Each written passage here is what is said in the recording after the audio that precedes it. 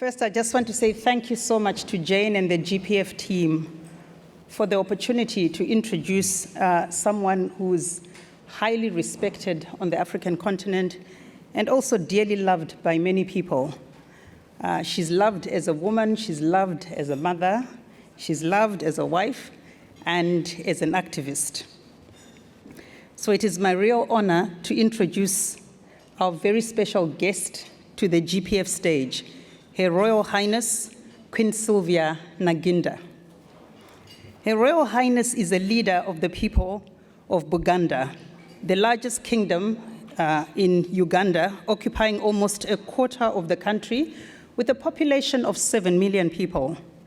She's also an engaged philanthropist, having founded the Navigator Development Foundation in 2000.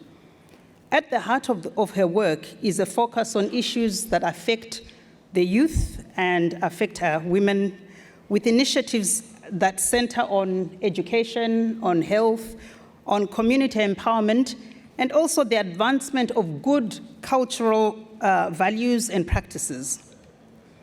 In addition to her work with the foundation, Her Royal Highness is a Goodwill Ambassador for the United Nations Population Fund in Uganda, a torchbearer of the Millennium Development Goals, and also Ambassador of Mama Club, an initiative that serves mothers living with HIV and AIDS.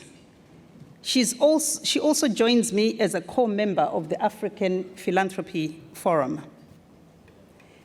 Her Royal Highness is a remarkable woman, and we are delighted that she could travel here to share her insights with us today. Please join me in welcoming Her Royal Highness, Queen Silvia Nagginda.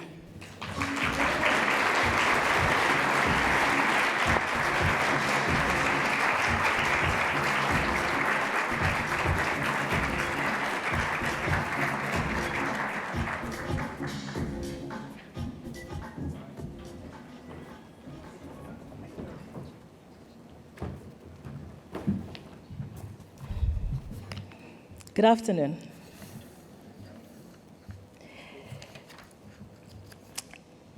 Distinguished participants, I would like to start by thanking Jane Wells for inviting me to participate on this very important forum.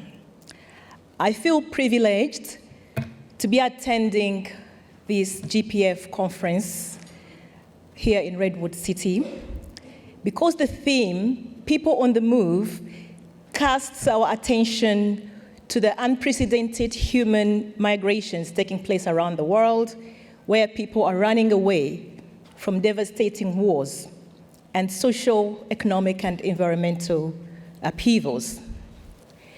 Now, since these occurrences have a direct impact on human development and sustainable development as a whole, social investors, development practitioners, philanthropists like yourselves here need to debate and map out solutions that address these challenges.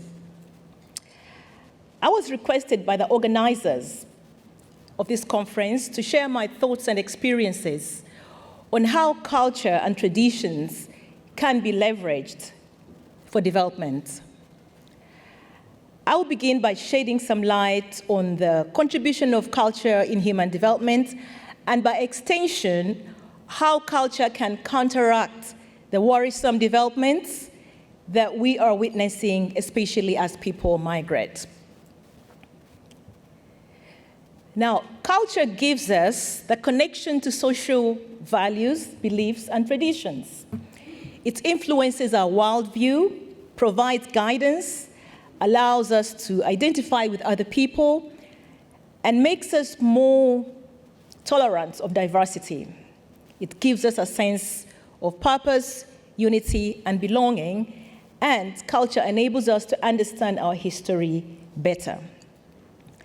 Now, based on this linkage between culture and human development, I believe that there are key issues or key questions that need to be answered by culture leaders such as myself and others in relation to the theme of this conference.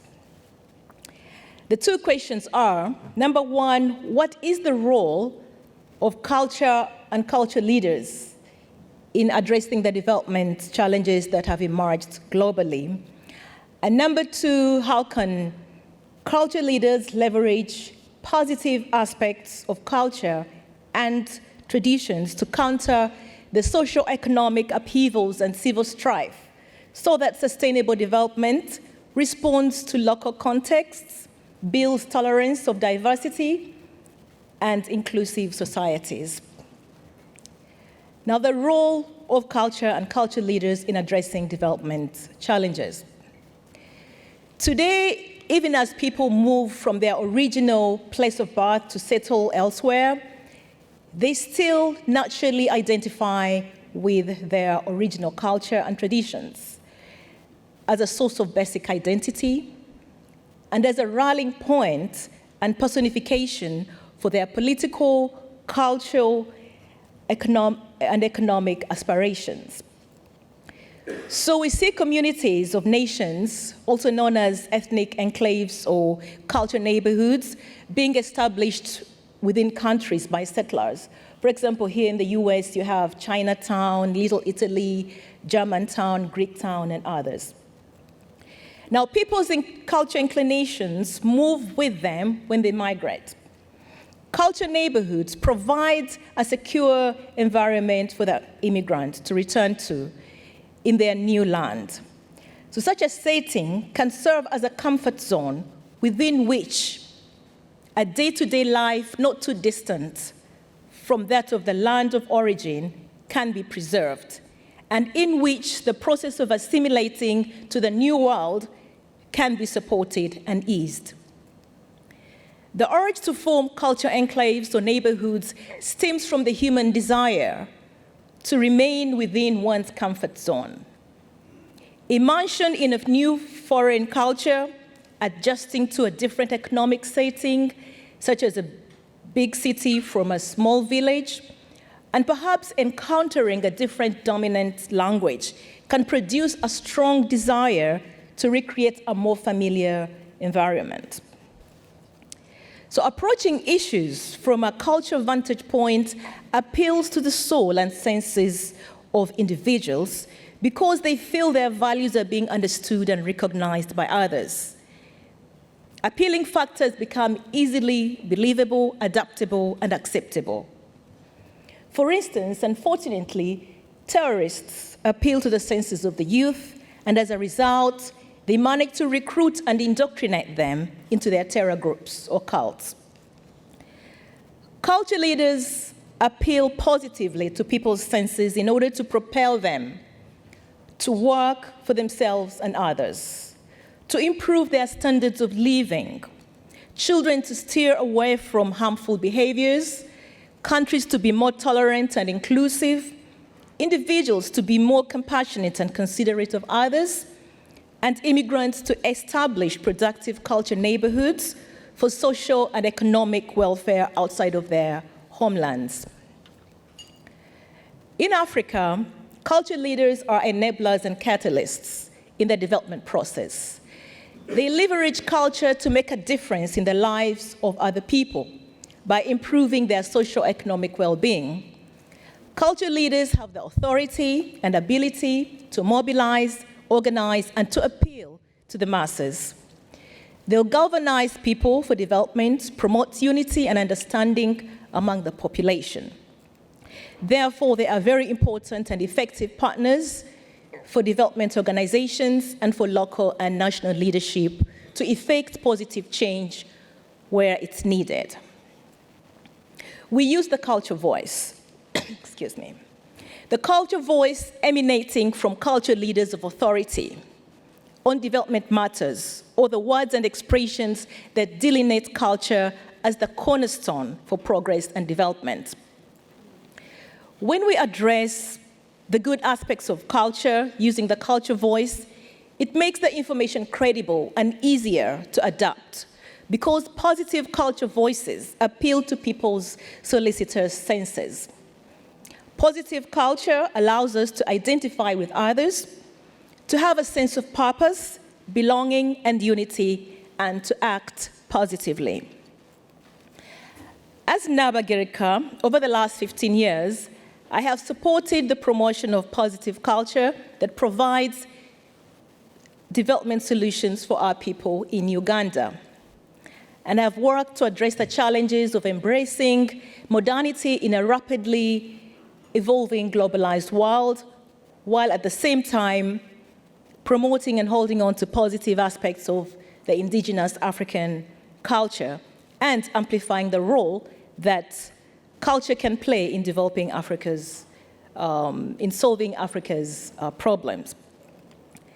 Now, in my quest to build tolerance for diversity, I have shared my philanthropic and development work experience with other African culture leaders who are responsible for steering their people towards development.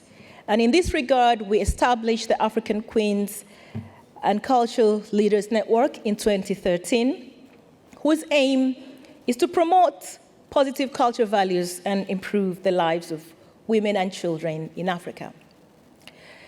Now, the Navigator Development Foundation, which I founded in 2000, is the primary vehicle through which I carry out my philanthropic work.